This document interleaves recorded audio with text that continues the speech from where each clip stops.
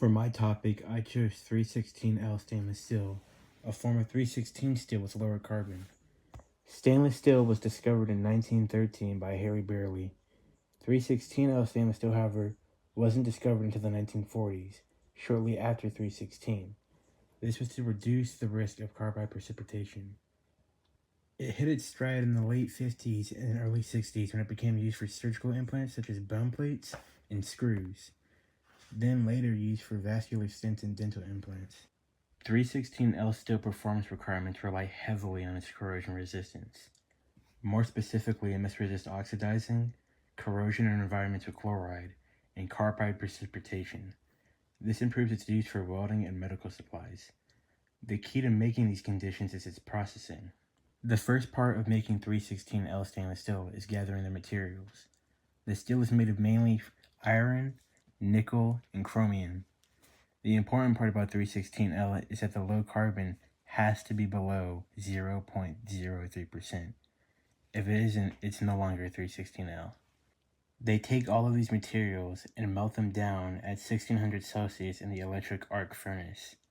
Oxygen is blown into the furnace to oxidize unwanted impurities. After all of that, you get a molten alloy close to 316, but with too much carbon. To fix this, the material is sent to a refining vessel, either being an argon-oxygen decarburization unit or a vacuum oxygen decarburization unit.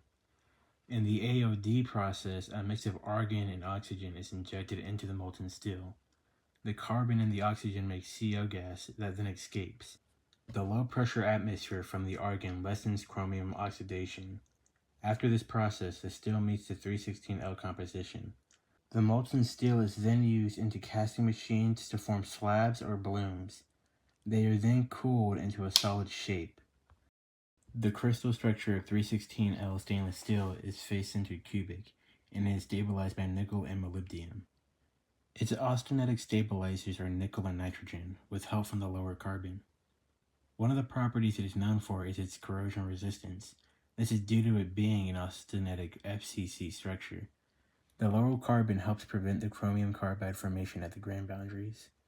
The molybdenum also improves pitting resistance in chloride environments. It only does the molybdenum improve pitting resistance, but it also helps the chromium form a passive chromium oxide layer.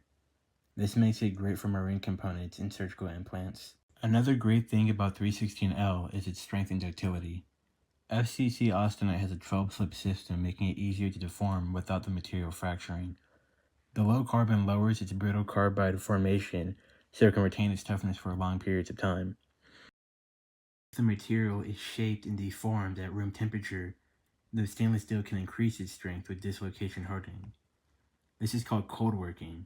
One of the issues with this, though, it might reduce corrosion resistance. This ductility and strength makes it useful for biomedical implants, pressure vessels, pipes, and general structural parts. One of the great things about 316 stainless steel is how long it lasts. This helps with the resource consumption of our planet. It is also highly recyclable, being up to 90% recycled. It is recycled for its iron and nickel. However, it's not perfect for the environment. Some of the environmental drawbacks is how much energy it is used to produce it. The high temperatures with alloying metals makes a significant amount of CO2 emissions. Another drawback is pollution from the mining operations. As for its future applications, 316L stainless steel can be improved 3D printing for patient-specific implants. It can also use a coating with antibacterial properties to prevent infections. With alloying adjustments, it can be made cheaper by reducing the nickel and increasing the molybdenum. Not only would that make it cheaper, but it would also improve the pitting resistance. And by adding nitrogen, you could increase the corrosion resistance. Another idea is material scientists wanting to reduce the weight of 316L. This would make it a better replacement for titanium in corrosive environments. Not only that, but it would be significantly cheaper. That's pretty much all I have to say about this material.